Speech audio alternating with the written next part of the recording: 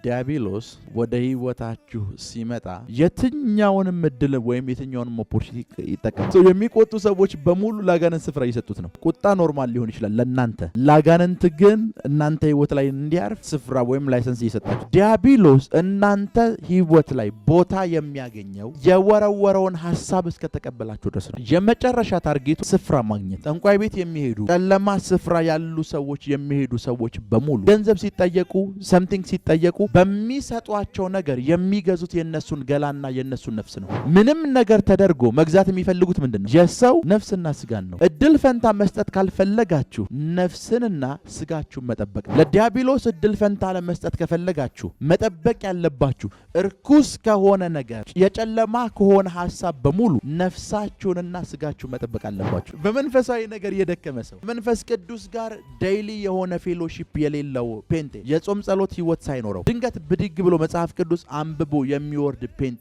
ለእያንዳንዱ ድክመቱ የሚሆን ጥቅስ አለ። ሃይማኖተኛ የሆኑ ሰዎችን አጋንንት ሲይዛቸው አጋንንቱ የመጀመሪያ የሚሰጣቸው ነገር ጥይት አይደለም። የመጀመሪያ የሚሰጣቸው ነገር ጥቅስ ነው።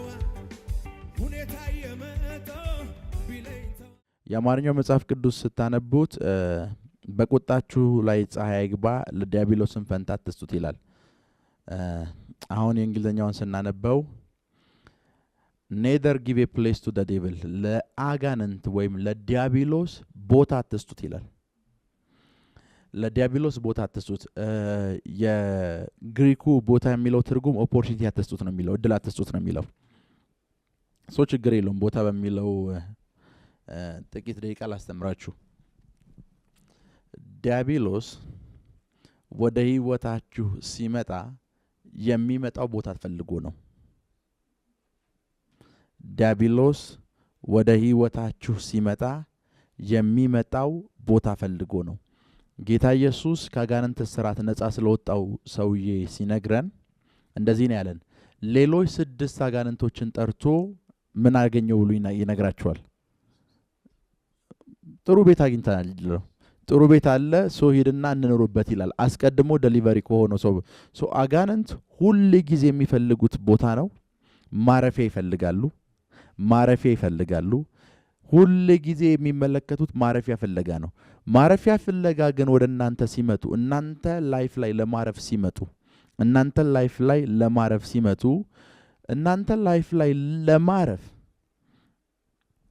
ህይወት ላይም ለማረፍ የትኛውንም እድል ወይም የትኛውንም ኦፖርቹኒቲ ይጠቀማሉ። የትኛውንም አጋጣሚ እናንተ ህይወት ውስጥ ሲመጡ የመጀመሪያ ፍላጎታችሁ ቦታ ማግኘት ነው። ያንን ቦታ ለማግኘት ደግሞ ሁሉንም አይነት አጋጣሚዎች ይጠቀማሉ። ለዛ ነው መጽሐፍ ቅዱስ የመጀመሪያውን ቃል ሲያነብ በቁጣችሁ ላይ ፀሐይ አይግባልና ለዲያብሎስ ፈንታ አትስጡት። ማለት በተቆጣችሁ ቁጥር በሙሉ ምን እየሰጣችሁት ነው? ስፍራ እየሰጣችሁት ነው። የሚቆጡ ሰዎች በሙሉ ላጋነንት ስፍራ እየሰጡት ነው።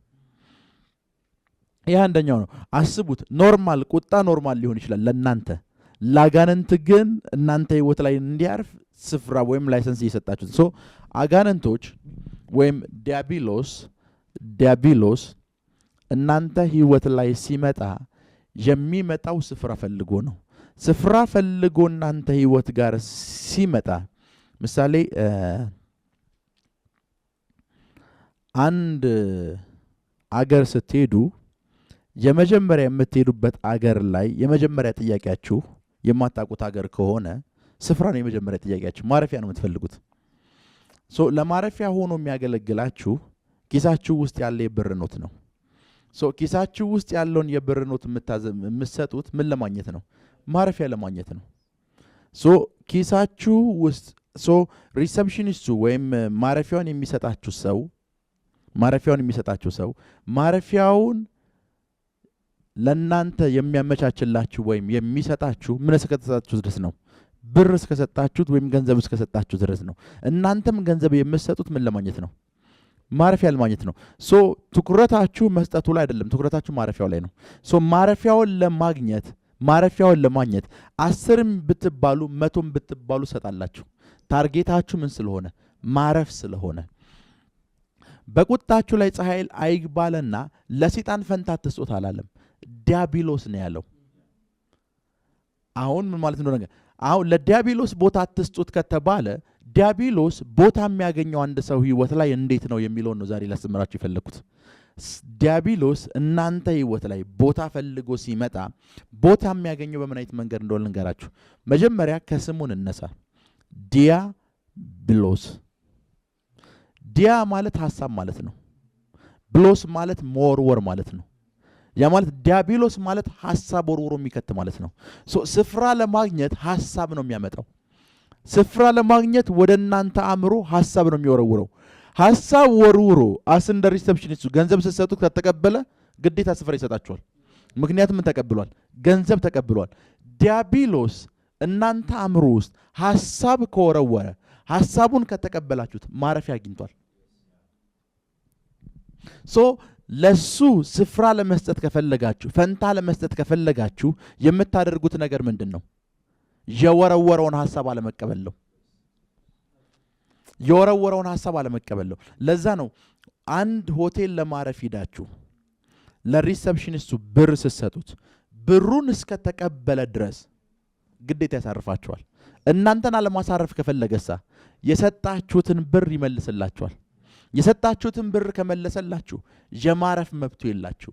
እስከተቀበላችሁ ድረስ ማረፍ ትችላላችሁ። ዲያብሎስ እናንተ ህይወት ላይ ቦታ የሚያገኘው የወረወረውን ሐሳብ እስከተቀበላችሁ ድረስ ነው። መጀመሪያ እናንተ ህይወት ላይ ከማረፉ በፊት እንደ ትራንሳክሽን ወይም እንደ ገንዘብ ሆኖ የሚያገለግለው የሚወረውረው ሐሳብ ነው። ለዛ ነው መጽሐፍ ቅዱስ ሐሳቡን አንስተውም እኮ ነው የሚለው። ምክንያቱም የትኛውንም ሐሳብ ሲወረውር ማረፊያ ፈልጎ ነው። የትኛውም አጋንንታዊ ሐሳብ ወደ አእምሮአችሁ ሲመጣ መጨረሻ ታርጌቱ ሐሳቡን የወረወረውን አጋንንት ማሳረፍ ነው። የመጨረሻው ታርጌቱ ሐሳቦች ሲመጡ የእናንተን ላይፍ ማበላሸት አይደለም። አሁን ብዙ ሰዎች ምን እንደሚመስለው ልንገራችሁ። አጋንንት ሲባል ብዙ ጊዜ እንደዚህ ይላሉ። አጋንንት ልክ ሆምለስ እንደሆነ ሰው ነው። ሆምለስ የሆነ ሰው የሚፈልገው ሆም ነው። ሆምለስ ማለት ምንድነው በአማርኛ? ቤት አልባ የሆነ ሰው፣ ማረፊያ የሌለው ሰው የሚፈልገው ማረፊያ ነው። የሚፈልገው ማረፊያ ነው። ሰው ማረፊያ የሚፈልግ ሰው ማረፊያ ለማግኘት ምንም ነገር ያደርጋል። የመጨረሻ ታርጌቱ ማረፊያ ስለሆነ አጋንንቶች መኖሪያ ብለው የሚያስቡት እናንተን ነው፣ ህንፃዎችን አይደለም። አጋንንቶች ማረፊያችን ብለው የሚያስቡት የሰው ልጅ ነው። እናንተ ማረፊያ ብላችሁ የምታስቡት 4x4 የሆነ ቤት ነው። ሉሲፈር እና የሱን ሰራዊቶች እዚህ ጋር ደድረዋቸው ማረፊያ ብትሏቸው 100 ካሬ ቤት 200 ካሬ ቤት አይደለም የሚሉት። ማረፊያ ብለው የሚጠሩት የሰው ልጅ ነው። የሰው ልጅ ላይ ማረፊያ ለማግኘት ሁሉን ነገር ያደርጋሉ። ሁሉን ነገር ያደርጋሉ። ከመጽሐፍ ቅዱስ አንድ ቃል ላሳያችሁ። የራእይ ምዕራፍ 18 ራእይ ምዕራፍ 18 የመጨረሻ ታርጌቱ ምን ማግኘት ነው? ስፍራ። እናንተ ህይወት ላይ ስፍራ ማግኘት። ራእይ ምዕራፍ 18 ቁጥር 11 ራእይ 18 ስለ ባቢሎን ነው የሚያወራው። ስለ ባቢሎን እና ባቢሎን ውስጥ ስለሚሸጡና ስለሚገዙ ነገሮች ነው ራእይ 18 የሚያወራው። የመርከባቸውም ጭነት ከእንግዲህ ወዲህ የሚገዛ የለምና የምድር ነጋዴዎች ያለቅሱላታል ያዝኑላትም። ለማን? ለባቢሎን። ለምን? የመርከቧን ጭነት ወይም የመርከባቸውን ጭነት የሚገዛ የለም። እሺ ቁጥር 12 ባቢሎን ውስጥ ምን እንደሚሸጥ ነው ማሳያችሁ። ጭነትም ወርቅና ብር፣ የከበረ ድንጋይ፣ እንቁም፣ ቀጭን ተልባ እግር፣ ቀይ ማር፣ ሐምራዊም ልብስ፣ የሚሸት እንጨት ሁሉ፣ ከዝሆንም የተሰራ ዕቃ ሁሉ፣ እጅግ ከከበረ እንጨት፣ ከናስም ብረት፣ ከብረት የተሰራ ዕቃ ሁሉ ይልና ቁጥር 13 ባቢሎን ስለሚሸጠው ነው የሚያወራው። ቁጥር 13 ጋር ነው። ከብትም ይልና ዱቄትም ስንዴም ወርታች የሚለውን ስታዩት ዱቄትም ስንዴም ከብትም በግም ፈረስም ሰረገላም ባሪያዎችም የሰዎችም ነፍሳት ነው ይላል። የእንግሊዝኛውን እስኪ አድርገው ቁጥር 13ን የሰዎችም ነፍስ ነው ይላል። ባቢሎን ላይ የሚሸጠው slaves and soul of men ይላል። የሰው ነፍስ አንዳንድ ትርጉሞች ማይንድ ኤንድ ሶል ኦፍ ሜን ይላል። ክብር ለኢየሱስ ይሁን። ሶ ባቢሎን ውስጥ ከሚሸጡ ነገሮች መካከል አንዱ የሰው አእምሮና የሰው ነፍስ ነው። የሰው ስጋና የሰው ነፍስ ይሸጣል። አጋንንቶች በደንብ ስሙኝ፣ በዚህ አጋጣሚ በደንብ ስሙኝ። በጣም የኢሉሚናቲ አባል የሆኑ ዘፋኞችን አይታችኋል? ምናቸውን ነው የሚሸጡት? ነፍሳቸውን። ለማን ነው የሚሸጡት? ዲያብሎስ የሰውን ነፍስና የሰውን ቦዲ የመግዛት ፕሮሰስ ላይ ነው። ኦልዌይስ ሁል ጊዜ ታርጌቱ የሰው ገላና የሰውን ነፍስ ማግኘት ነው። የሰው ገላና የሰውን ነፍስ ለማግኘት ምንም ክፈል ቢባል ይከፍላል። ለዛ ነው ባለጸጋ ያደርጋቸዋል፣ ቢሊዮነር ያደርጋቸዋል፣ ሰምቲንግ ያደርጋቸዋል። ኦልዌይስ የሚያማልል ነገር ያቀርብላቸዋል፣ ፌመስ ያደርጋቸዋል፣ እንደዚህ ያደርግላቸዋል። የመጨረሻ ይሄን ሁሉ አደርግላቸዋለሁ ካለ በኋላ ይሄን ሁሉ ሲሰጥ ከነሱ የሚፈልገው ምንድን ነው? ነፍሳቸውንና ቦዲያቸውን ነው፣ ስጋቸውን ነው። ነፍሳቸውንና ቦዲያቸውን። ለምንድን ነው ነፍሳቸውንና ቦዲያቸውን የሚፈልገው? ማረፊያ ስለሚፈልግ። ለዛ ነው ጠንቋይ ቤት የሚሄዱ ጨለማ ስፍራ ያሉ ሰዎች የሚሄዱ ሰዎች በሙሉ አጋንንታዊ ስፍራ የሚሄዱ ሰዎች በሙሉ ገንዘብ ሲጠየቁ፣ ሰምቲንግ ሲጠየቁ፣ ኤቭሪቲንግ ሲጠየቁ አጋንንቶች ለምንድን ለማቅረብ ወደ ኋላ የማይሉት? ምክንያቱም በሚሰጧቸው ነገር የሚገዙት የነሱን ገላና የነሱን ነፍስ ነው። ምንም ነገር ተደርጎ መግዛት የሚፈልጉት ምንድን ነው? የሰው ነፍስና ስጋን ነው። ክብር ለኢየሱስ ይሁን። እድል ፈንታ መስጠት ካልፈለጋችሁ ማድረግ ያለባችሁ ምንድን ነው? ነፍስንና ስጋችሁን መጠበቅ ነው። ለዲያብሎስ እድል ፈንታ ለመስጠት ከፈለጋችሁ መጠበቅ ያለባችሁ እርኩስ ከሆነ ነገር፣ የጨለማ ከሆነ ሐሳብ በሙሉ ነፍሳችሁንና ስጋችሁን መጠበቅ አለባችሁ። ነፍሳችሁንና ስጋችሁን እስካልጠበቃችሁ ድረስ ቦታ እየሰጣችሁት ነው። እናንተ ላይፍ ላይ ሲመጣ ቦታ ፈልጎ ነው ይመጣው። ቦታ ፈልጎ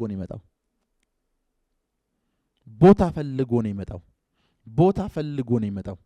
መጽሐፍ ቅዱሳችሁን ስታነቡ ይሁዳ አማላይ ገንዘብ ቀረበለት 30 ብር። ልክ ነኝ አይደል? 30 ብር። መጨረሻ ላይ እንደሚል ታውቃላችሁ? ሰይጣን ገባበት ይላል። የሚፈልገውን ገንዘብ ሰጠው። ይሁዳ ገንዘቡን ይፈልጋል፣ ሰይጣን ደግሞ ይሁዳን ይፈልጋል። ሰዎች ማቴሪያል ይፈልጋሉ፣ አጋንንቶች ደግሞ ሰዎችን ይፈልጓቸዋል። እናንተን ለማግኘት ከሐሳብ ጀምሮ ምንም ነገር ከማድረግ ወደ ኋላ አይመለሱም። እናንተ ምንድነው ማድረግ ያለባችሁ ከተባለ አጋንንታዊ ከሆኑ ሐሳቦች በሙሉ ነፍሳችሁንና ስጋችሁን ምን ማለት መጠበቅ። እርኩስ ከሆነ ነገር በሙሉ ነፍሳችሁንና ስጋችሁን መጠበቅ። ክብር ለኢየሱስ ይሁን። የመጨረሻ ታርጌታቸው ወደ ኤፌሶን ምዕራፍ 4 ቁጥር 27 እንመለስ። ለአጋንንት ቦታ አትስጡት ሲል የመጨረሻ ታርጌቱ ምን ማግኘት ነው? ቦታ ማግኘት ነው። ቦታ ማግኘት። በቁጣችሁ ላይ ፀሐይ ላይ አይግባ፣ ለዲያብሎስም ፈንታ አትስጡት ወይም ቦታ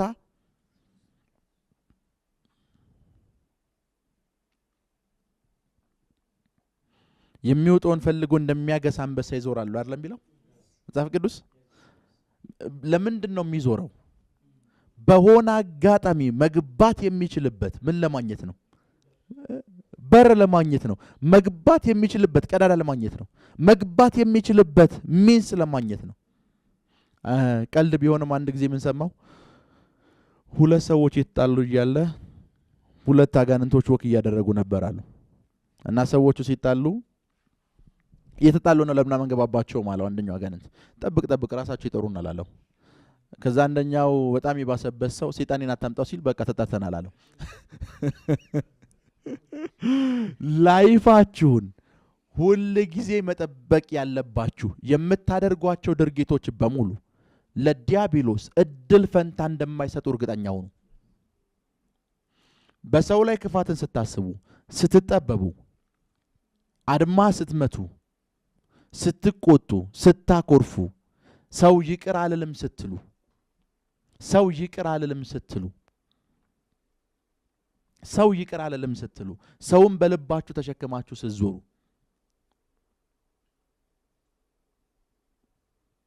ሰውን ተሸክማችሁ ስትዞሩ የሰውን ላይፍ ለማበላሸትና ለማተራመስ ስትንቀሳቀሱ በነዛ ሁሉ አጋጣሚዎች ውስጥ ለዲያብሎስ ቦታ እየሰጣችሁት ነው። አትስጡት ካለ ምንም ነገር እንዳታስቀሩለት ነው።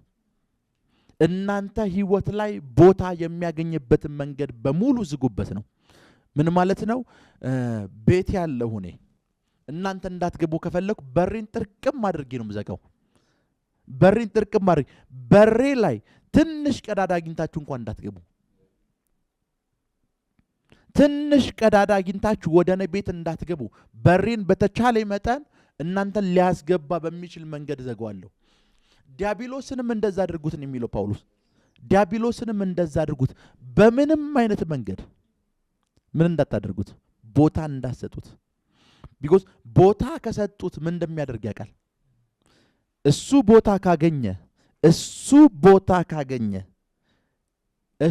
ቦታ ካገኘ ላይፋችሁ እንዴት እንደሚያበላሽው ያውቃል።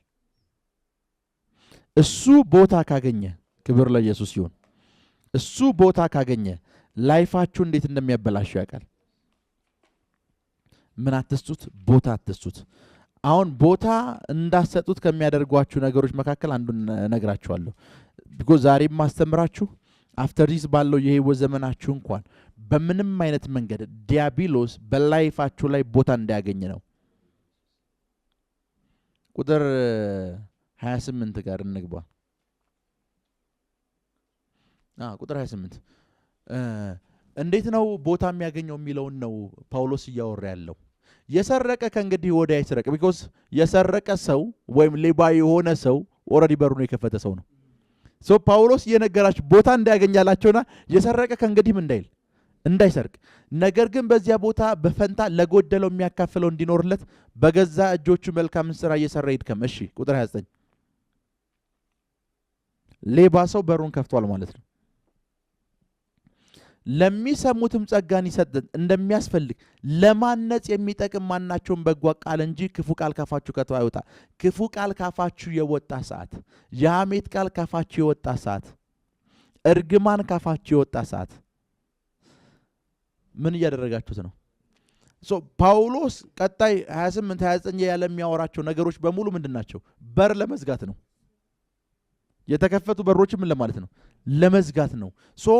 አንደኛ ምን እንዳለ መስረቅ አቆሙ አለ፣ ሌባ እንዳትሆኑ። ሁለተኛ ክፉ ቃል ካፋችሁ እንዳይወጣ በር እየዘጋ ነው። ወደ 30 እንሂድ።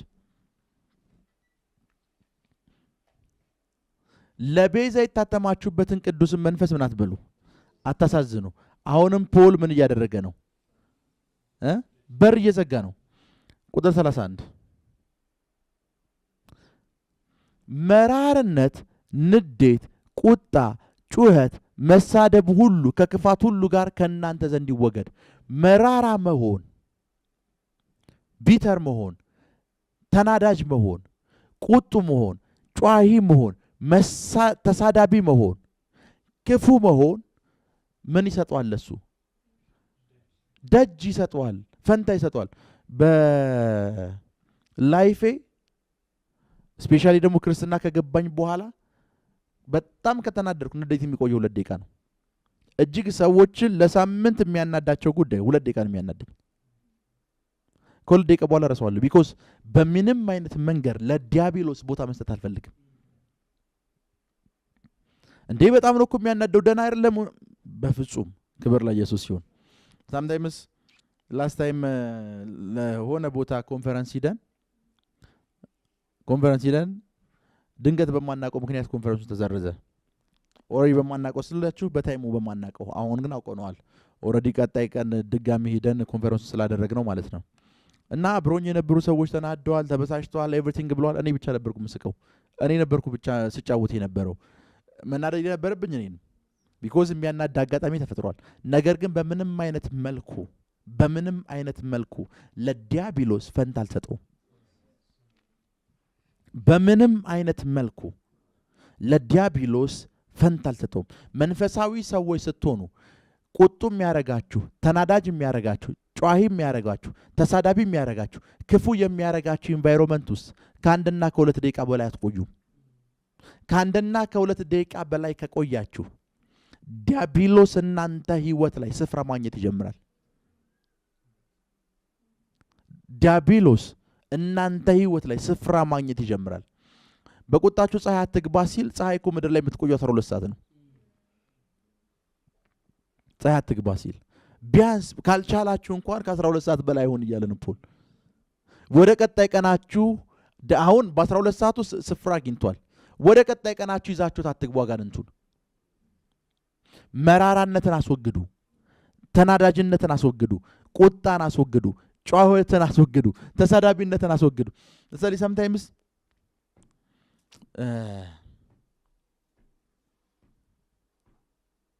ምን እንደሚገርም ልንገራችሁ። ምን እንደሚገርም ጥሩ ተሳዳቢዎችን የምታገኙት እኛ ቤት ነው። ጥሩ የሚናደዱና የሚቆጡ ሰዎችን የምታገኙት እኛ ቤት ነው።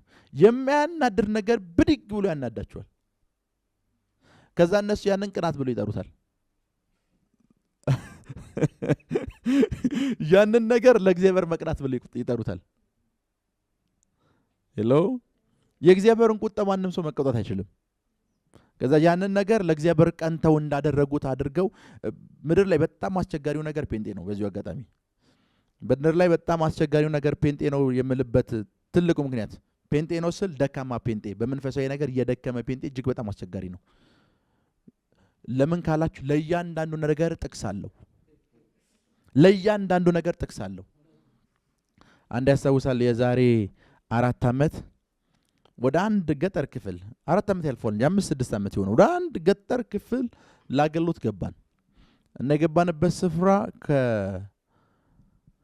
በጊዜው በሁለት ጎሳዎች መሃል ጸብ ነበረ እና ከመኪና ወርዳችሁ በመኪና መንገድ ስለማያስገባ በሞተር ቢያንስ የ1 ሰዓት ተኩል መንገድ ገብተን ያገለገለው እና እዛ ስፍራ ስንሄድ አንድ የሚታወቅ ቤተክርስቲያን ኢትዮጵያ ውስጥ የሚታወቅ ቤተክርስቲያን ብራንች ወይም ቅርንጫፍ የሆነ ሌላ ቤተክርስቲያን በትልቅ ጋን በሩ ተዘግቷል እና አብሮኝ በሞተር ሲሄዱ የነበሩ አገልጋዮችን ምንድነው አልኳቸው።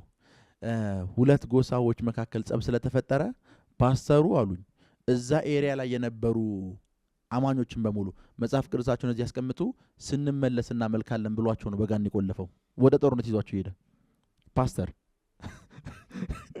ከዛ እኔ ገርሞኝ እንዴት አልኳቸው የውድ ቀን ላይ ዳዊትም ለአገሩ ሲል እንደዚህ አድርጓል ብሎ ሰብኳቸው።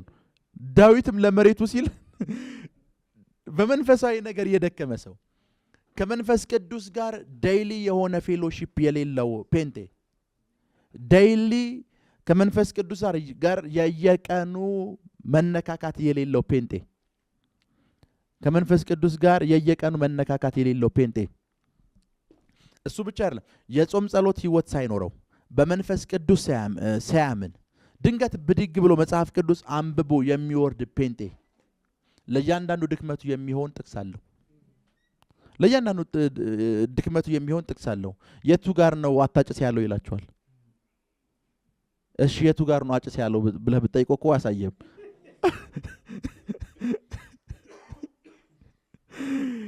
ሲሳደብም ጥቅስ አለው፣ ሲናደድም ጥቅስ አለው፣ ሲቆጣም ጥቅስ አለው። አንዴ ያስታውሳለሁ አንድ ጓደኛዬ ጋር ወክ እያደረገን ወደ አንድ ቸርች ገባን። ስንገባ በታይሙ የዛሬ ጥቂት ዓመት በፊት ነው። ያ እንደ ጓደኛዬ እንደ ወንድሜ የማየው ልጅ እዛ ቸርች ውስጥ የምናውቃት የጸሎት ቲም ውስጥ በጣም ኃይለኛ ጸላይ የሆነች እናት አለች። ከዛ ሰላም በይን አላት። እሱ እጁን ዘረጋላት፣ እሱን አለፈችው። ከዛ እኔን ሰላም አለችኝ፣ ሄደች። ለምን እንደው ሰላም ያላለችው ስላት መንፈስ ቅዱስ ሰላም እንዳትይ ብሎኝ ነው። ክብር ለኢየሱስ ይሁን። መራራ ለመሆናችሁ ጥቅስ አትንገሩ። ተናዳጅ ለመሆናችሁ ጥቅስ አትንገሩ። ጥቅስ አትንገሩ። ሁሉ ጊዜ ለድክመታቸው ጥቅስ የሚጠቅሱ ሰዎች ለድክመታቸው ጥቅስ የሚጠቅሱ ሰዎች ትልቁ ፕሮብሌማቸው ደካማ እንደመሆኑ አለማመናቸው ነው። ደካማ መሆናችሁን ያመናችሁ ሰዓት ጸጋ ትጠይቃላችሁ። ደካማ መሆናችሁን ያመናችሁ ሰዓት እርዳታን ላይክ ሁሉ ጊዜ መንፈሳዊ ሰው ስትሆኑ እርዳታ እንደሚያስፈልጋችሁ መኑ። የእግዚአብሔር እርዳታ እንደሚያስፈልጋችሁ፣ የጸጋው እርዳታ እንደሚያስፈልጋችሁ፣ የመንፈሱ እርዳታ እንደሚያስፈልጋችሁ መኑ። የሆነ ስፍራ ላይ ብስቱ የእግዚአብሔር እርዳታ እንደሚያስፈልጋችሁ መኑ። እርዳታ እንደሚያስፈልጋችሁ ካመናችሁ ነው መጥቀስ የምትጀምሩት። ለእያንዳንዱ ውድቀታችሁ መጥቀስ ትጀምራላችሁ። መራራ ስትሆኑ ጥቅስ አትጥቀሱ። ተናዳይ ስትሆኑ ጥቅስ አትጥቀሱ። ቁጡ ስትሆኑ ጥቅስ አትጥቀሱ። ጩኸታም ስትሆኑ ጥቅስ አትጥቀሱ። ተሳዳቢ ስትሆኑ ጥቅስ አትጥቀሱ። ክፉ ስትሆኑ ጥቅስ አትጥቀሱ። ይሄ ሁሉ አለ ጳውሎስ ከእናንተ ዘንድ ይወገድ፣ አንዱም እናንተ ጋር እንዳይቀመጥ። ጳውሎስ አስወግዱት ያለውን ነገር እናንተ በጥቅስ አታቆዩት። እናንተ በጥቅስ አታቆዩት። እናንተ በጥቅስ አታቆዩት። ባለፈው ዕለት ነግሬያቸዋለሁ። ሐሰትን ከራሱ አፍልቆ ይናገራል፣ የሐሰት አባት ነው የሚለው ጥቅስ፣ ሐሰተኛ ነው የሚለው ጥቅስ፣ ዲያብሎስ ኢዝ ኤ ላየር ብሎ የሚጠቅሰው ጥቅስ እውነትን የሚያጣምም ነው የሚለው ባይብል። ያ ማለት ኦልዌይስ ሲመጣ እውነትን የሚያጣምም ማለት ይሄ እውነት ቢሆን እንደዚህ ቀጥ ብሎ ነው የሚሄደው። ይሄኛውም ዲያብሎስ ደግሞ ሲመጣ እውነትን ለማጣመም አይደል የሚመጣው፣ እንደዚህ ቀጥ ብሎ ይመጣና እንደዚህ ዳይቨርት አድርጎ ወደ ነበረበት ነው የሚመለሰው። ዳይቨርት ያደረገበትን ስፍራ እስካላወቃችሁት ድረስ የሚያወራው እውነት ነው። ለዛ ነው ያቺ ሟርተኛ መንፈስ የነበረባት ሴት እነዚህ የልዑል እግዚአብሔር ባሪያዎች ናቸው ስትል እውነቷን እኮ ነው። እውነቷን ነው። ምናልባት ሌሎች የእግዚአብሔር ሰዎች ብንሆን መድረክ ልንሰጣት እንችላለን። ፖል ግን የት ጋር ዳይቨርት እንደተደረገ ያውቃል። ቢኮዝ ጳውሎስ አልስተውም ብሏል። ኢየሱስ ጋርም ሲመጣ ሉሲፈር እኮ እስኪ ካወራው መካከል የትኛው ነው ውሸት? ወርቀ ብሰግድልኝ የሚለውን ትታችሁት ከዚህ ብትወድቅ መላእክቱን ስላንተ ያዛቸዋል ተብሎ ተጽፏል አሉ አይደል? አልተጻፈም?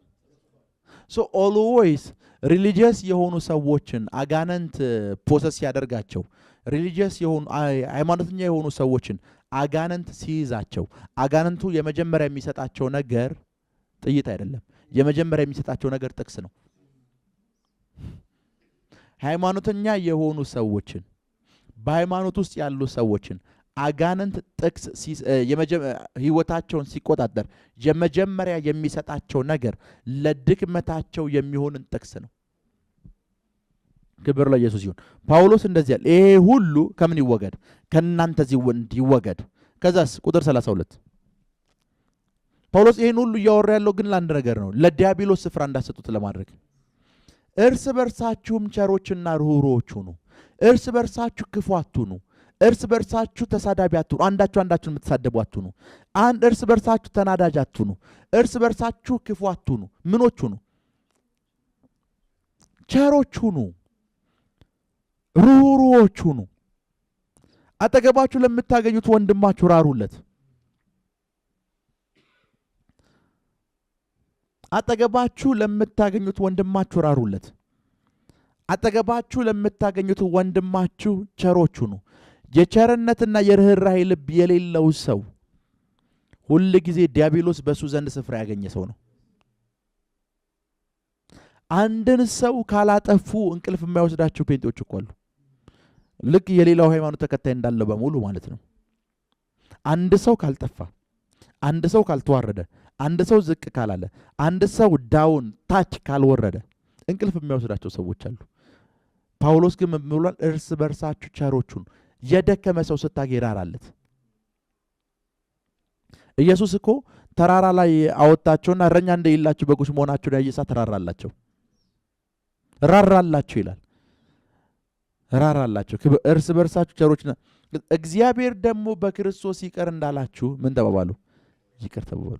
ይሄን ሁሉ ጳውሎስ እየነገራችሁ ያለው ነገር ለምንድን ነው? ለዲያብሎስ ስፍራ እንዳሰጡት፣ ስፍራ እናንተ ህይወት ላይ እንዳያገኝ። ስፍራ ካገኘ ትዳራችሁን ያበላሽዋል። ስፍራ ካገኘ ትዳራችሁን የተበላሹ ትዳሮችን ስታዩ እመኑኝ፣ ሁለት ሰዎች ስላልተግባቡ አይደለም ትዳር የሚፈርሰው። በዛ ትዳር ውስጥ ዲያብሎስ ስፍራ ያገኘ ሰዓት ይፈርሳል። ቢኮዝ ሁል ጊዜ ሊያጠፋ ነው ይመጣው።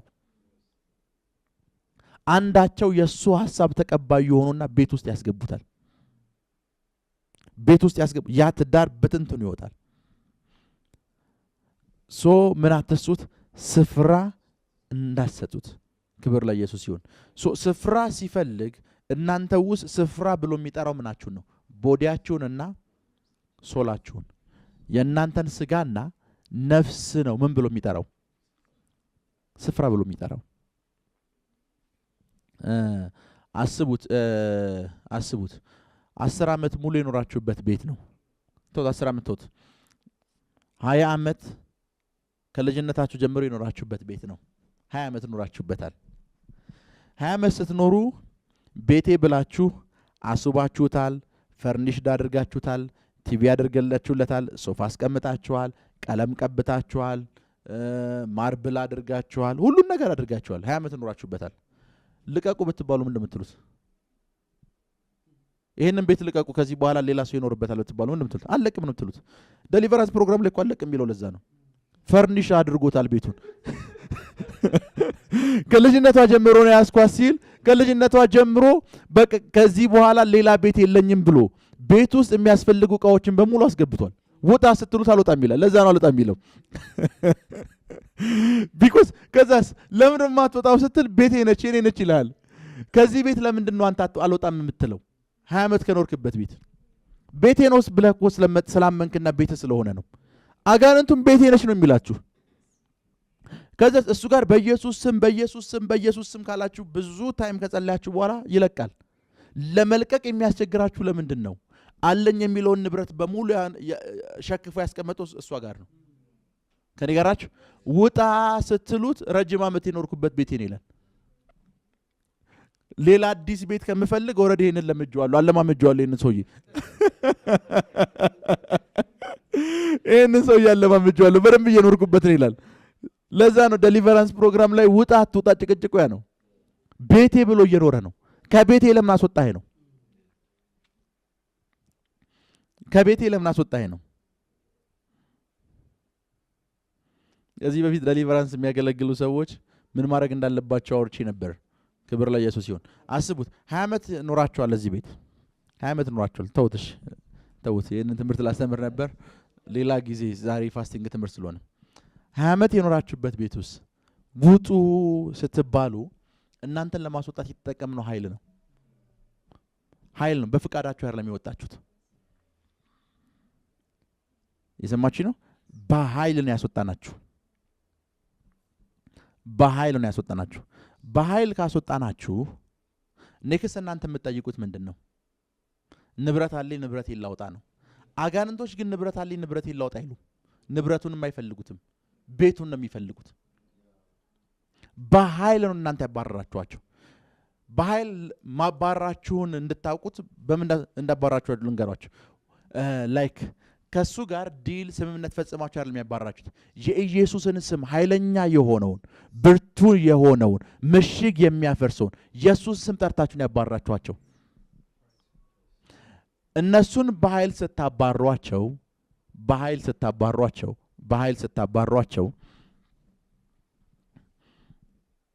ስታባሯቸው እንዴት እንደሚመለሱ ነግራችኋለሁ። 6 ጓደኞቹን 7 ይመለሳሉ አይደል የሚለው ባይብል። 6 ጓደኞችን ጠርቶ ለምን እንደሚመለሱ ልንገራችሁ። ክብር ለኢየሱስ ይሁን። አሁን በደንብ ስሙ። ከዚህ ቤት እናንተን አስወጣኋችሁ። ረጅም ዓመት የኖራችሁበት ቤት ነው። ፈርኒቸሩ የእናንተ ነው። ቲቪው የእናንተ ነው። ሁሉም ነገሩ የእናንተ ነው። ሁሉም ነገሩ የማን ነው? የእናንተ ነው። ሁሉም ነገሩ የእናንተ ነው። እናንተን ካስወጣኋችሁ በኋላ እኔ ለመኖር ስመጣ መጀመሪያ የማደርገው ነገር ፈርኒቸሮቹን ማስወጣት ነው። የእናንተ ምርጫና የኔ ምርጫ ስለሚለያይ ለዛን ሆሊ ስፒሪት እነሱ ላይፍ ላይ ለመኖር ሲመጣ ፈርኒቸሩን ለማውጣት ሲፈልግ፣ ንብረቶችን ለማውጣት ሲፈልግ የሰዎቹ ነፍስና ፍቃድ እሺ የሚል አይሆንም። ምክንያቱም አጋንንቱ ይቅር አለማለትን እዛ ውስጥ አስቀምጧል። መራራነትን እዛ ውስጥ አስቀምጧል። ንዴትን እዛ ውስጥ አስቀምጧል። ሆሊ ስፒሪት እነዚህን ማውጣት ይፈልጋል። ሆሊ ስፒሪት እነዚህን ለማውጣት ሲፈልግ ሰውየው ፍቃደኛ መሆን አለበት። ሰውየው ግን ለ20 ዓመት ሲናደር ነው የኖረው። ለ20 ዓመት ሲቆጣ ነው የኖረው። ለ20 ዓመት ክፉ እያሰበ ነው የኖረው። ሄሎ ለዓመት እነዚህ ንብረቶች እንዲቀመጡ የሚፈልግ ከሆነ አጋንንቱም እንደሚል ታውቃላችሁ። ምን እንደሚል ልንገራችሁ።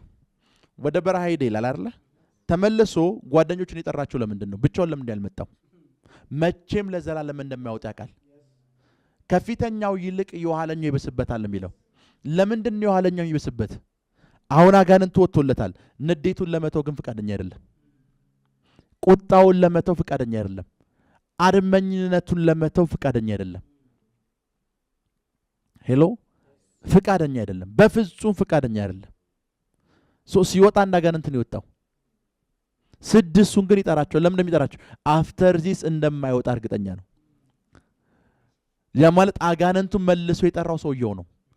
ይቅር አለ ማለትን ለመተው ፍቃደኛ ቢሆን፣ ንዴትን ለመተው ፍቃደኛ ቢሆን፣ መራራነትን ለመተው ፍቃደኛ ቢሆን፣ ክፉ ነገርን ለመተው ፍቃደኛ ቢሆን፣ መስረቅን ለመተው ፍቃደኛ ቢሆን፣ መዋሸትን ለመተው ፍቃደኛ ቢሆን አጋንንት እድል ፈንታ ድጋሚ እሱ ላይፍ ላይ ያገኙ። ሄሎ ለዛ ነው ሁል ጊዜ አጋንንቶች ያንድን ሰው ህይወት ለቀው ሲሄዱ ፈርኒቸሩን ጥለውት ነው የሚሄዱት። ተመልሰው መምጣት ስለሚፈልጉ። ከኔ ጋር ናችሁ? የሰማችሁ ነው? ተመልሰው መምጣት ሲፈልጉ አሁን ተመልሳችሁ እዚህ ቤት ውስጥ እንዳትመጡ ከተፈለገ ፈርኒቸሩ መውጣት አለበት። ንብረትህን ሰተን ነው ማባረር ያለብን። አጋንንቶች ሲወጡ ግን በእንደዚህ አይነት ሁኔታ ያወጡ። እነሱ ጋር ያለውን ካራክተር የሰውየው ካራክተር ጋር ያጋቡታል። ያ ማለት አጋንንቱ ያለው ባህሪ ሰውየው ጋር መንጸባረቅ ይጀምራል። ያንን በደንብ አድርገው ያጋቡበታል። አጋንንቱ ሰውየውን ለቆት ከሄደ በኋላ አጋንንቱ ላይ የምታዩት ባህሪ ሰውየው ላይ መንጸባረቅ ይጀምራል። ሰውየው አጋንንት መሆን ይጀምራል። የሰማችሁ ነው? አጋንንቱ ላይ የምታዩት ባህሪ በሙሉ ተናዳጅነቱ፣ ቁጣ፣ ይቅር አለ ማለት ምናምን ሰውየው ላይ ምን ማለት ይጀምራል? መንጸባረቅ። ለዛ ሰዎች ሳምታይምስ አንድ ስፍራ ላይ አጋንንት ሲወጣለት ያያችሁ ሰው ከሳምንት በኋላ ሌላ ቦታ ይወጣለታል። አንድ ምናቃት ልጅ ነበረች 9ኛ ክፍል 10ኛ ክፍል ተማሪ እያለን በሄደችበት አጋንንት ይወጣለታል። በሄደችበት እና እናቃታለን። ልጅቷን አብራም የምትማር ልጅ ነች። ሁሉ ጊዜ ቸርች ስንሄድ ጠብቋት እንባባላለን። ሊወጣን እንላለን። ብቻ እዛ መድረክ ላይ የቆመው ሰው በጌታ በኢየሱስ ስም ካለ ጠብ ብላለች እሷ። እና ሁሉ ጊዜ ቸርች ስንሄድ እሷ መኖሯን ነው ቼክ የምናደርገው። በቃ የሚወርቅ አጋንንት እንዳለ እርግጠኛ ነን። ለምንድን ነው ያቺ ሴት እንደዚያ የሆነችው? አጋንንቶቹ ሲመጡ ሴክሹዋል ነገር አስለምደዋታል። አስቡት። በእኛ 9ኛ 10ኛ ክፍል ማለት ከኔ በአንድ ዓመት ብትበልጥ ነው 14 15 16 ዓመት ቢሆናት ነው። ሴክሹዋል ነገር አስለምደዋታል። በኢንተርኔት የሚታዩ ነገሮችን አስለምደዋታል። አጋንንቶቹን ለቀው ሂደዋል። ይሄ ልምዷ ግን ከሷ ለቀው አልሄድም። ሄሎ ለቀው አልሄዱም። ኦልሬዲ እነዚህ ልምምዶች ኢንቪቴሽን ናቸው። አጋንንቶችን ወደ ህይወቷ የሚጠሩ ምንድን ናቸው? አጋንንቱን ዛሬ በኃይል ታሰጡትና ምሳሌ ለምን ቀጣይ ሳምንት ሌላ ቸርች ሲያዝ አጋንንቱም እንደሚል ቸርች በር ላይ ጠብቄ ነው ያስኳት ይላል። ያ ማለት ፕሮግራሙ ልክ ሲያልቅ እሷ ስልኳን ጀምሯለች፣ ወይ ሰውየው ስልኩን ጀምሮታል፣ ወይ ካራክተሩ መገለጥ ጀምሯል ብሎ ተመልሶ ይመጣል። አጋንንቶች በህይወታችሁ ላይ እድል ፈንታ እንዳያገኙ ከፈለጋችሁ መጠበቅ ያለባችሁ ስጋና ነፍሳችሁን ነው። ፕሮፌት ታዲያ ስለ ፋስቲንግን እያስተማርኩ ያለው ፋስቲንግ ታዲያ ከዚህ ጋር ምን ይገናኛል? ክርስቲያን ስትሆኑ ሁል ጊዜ ማሰልጠን የምትፈልጉት፣ ክርስቲያን ስትሆኑ ሁል ጊዜ የምትሰሩት የውስጥ ሰውነታችሁ ላይ ነው። ከኔ ጋር ናችሁ? የውስጥ ሰውነት ምሳሌ መንፈስ ቅዱስ እናንተ ጋር አለ አይደል? ለዛ ነው እኮ የመለኮቱ ባህሪ ተካፋይ ይሆን ነው። ባህሪው የኛ አይደለም፣ ባህሪው የመለኮት ነው። ያ የመለኮት ባህሪ መለኮትኛ ውስጥ ከመኖሩ የተነሳ እናንተ ላይፍ ላይ መንጸባረቅ ይጀምራል። ክብር ለኢየሱስ ይሁን። አጋንንት ስጋና ነፍሳችሁን አነጣጥሮ ስጋና ነፍሳችሁን ቦታዬ ብሎ እነሱን እንደ አድቫንቴጅ ተጠቅሞ እናንተ ህይወት ውስጥ የሚገባና ስፍራ የሚያገኝ ከሆነ ስጋና ነፍሳችሁን ላይ በሩን እንድትቆልፉና እንድትዘርጉ የሚያረጋችሁን አንድ ጥበብ ነው ዛሬ የምንማማረው። ክብር ለኢየሱስ ይሁን። እንደምንም ላለማክበድ እየሞከርኩኝ ነው። ሁላችሁም እንድትረዱት እየሞከርኩ ነው። ክብር ለኢየሱስ ይሁን። ይሄን ሁሉ ጳውሎስ ሲጠቅስ ቸሩኑ፣ ይቅር ተባባሉ፣ ቁጣን፣ ቂመኝነትን፣ አድመኝነትን፣ ክፋትን ሁሉ አስወግዱ ሲል የዛ ሁሉ ምክንያት ምንድነው? አጋንንት እድል ፈንታ እንዳያገኝ ነው። አትቆጡ ሲል፣ አትናደዱ፣ አትሳደቡ፣ ክፉ አትሁኑ፣ አድመኛ አትሁኑ ሲል ለምንድን ነው? አጋንንት ምን እንዳይል? ስፍራ እንዳያገኝ።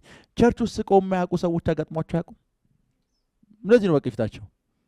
ኤቭሪ ሰንዴ ስታገኛቸው እንደዛ ነው። የእግዚአብሔር ቤት መሆኑ ለራሱ ላይክ የት ነው የመጣሁት ነው የምትሉት። ወርሺፕ የተደረገ ፊታቸው እንደዛ ነው። ኤቭሪ ታይም ስፒሪታቸው ቁጡ ነው። ሲስቁ አትዋቸው። ኢቭን መድረክ ላይ ቆሞ የሚሰብከው ሰውዬ የሚያስቅ ምሳሌ እንኳን ከተናገረ እዛው ቁጭ ብሎ ባላችሁበት የእግዚአብሔር ቤት አይደለም እንዴ ምን ያስቃቸዋል? ሌሎች ስቀው ያውቁ ቁጣ እነሱ ላይፍ ላይ አለ። ደን እነሱን ማየት ከፈለጋችሁ አጋንንት ስፍራ እንዴት እንዳገኘባቸው ማየት ከፈለጋችሁ ሜሬጃቸውን ይዩት። ከሰው ጋር ያላቸውን ኮሚኒኬሽን ይዩት። ከሰው ጋር ያላቸውን ግንኙነት፣ ከሰው ጋር ያላቸውን ንብረት ይዩት። ከወላጆቻቸው ከቤተሰቦቻቸው ጋር ያላቸውን ፌሎሺፕ ይዩት። ከቢዝነሳቸው ጋር ያላቸውን ፌሎሺፕ ይዩት። እርስ በርስ ከወንድሞቻቸው ጋር ቸርች ውስጥ ካሉ ሜምበሮች ጋር ያላቸውን ግንኙነት ይዩት። ደን አጋንንት እንዴት ስፍራ ላይፋቸው ላይ እንዳገኘ ይገባቸዋል። አንድ ስፍራ ነው የሚፈልገው። ያ ስፍራ በደንብ ስሙኝ፣ ሜሬጃችሁ ሊሆን ይችላል። ቤቴ ብሎ ነው የሚቀመጠው። ቤቴ ደን ሰው ሲያያችሁ ሜሬጁ 16 ዓመት ሆነ ይላል። 16 ዓመት ሙሉ ግን ሁለት የተለያየ አልጋ ላይ ተኛችሁት። አንድ ቤት እየኖራችሁ ሁለት የተለያየ አልጋ ላይ ተኛችሁት። አጋንንቱ ምን ብሎ ነግሯችኋል? ላይክ ለየብቻ ተከራይታችሁ ከምትኖሩ ተባብራችሁ ትከፍሉታላችሁ ብሎ ነግሯችኋል። እድል ፈንታ አግኝቷል ሜሬጃችሁ ላይ። እድል ፈንታ አግኝቷል።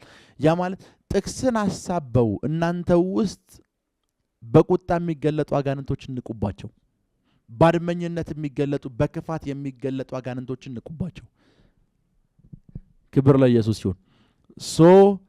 ሁሉ ጊዜ ነፍሳችሁንና ስጋችሁን ላይ ምንም አይነት እድል ፈንታ አጋንንት እንዳያገኝ ምን ማድረግ አለባችሁ? መቆለፍ አለባችሁ። መዝጋት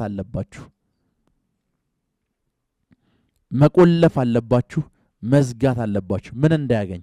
እድል ፈንታ እንዳያገኝ። ክብር ለኢየሱስ ይሁን። የምንለቃቸውን አዳዲስ መንፈሳዊ ቪዲዮዎች በሰዓቱ ቀድሞ እንዲደርሱት ደግሞ የደውል ምልክቱን ይጫኑ።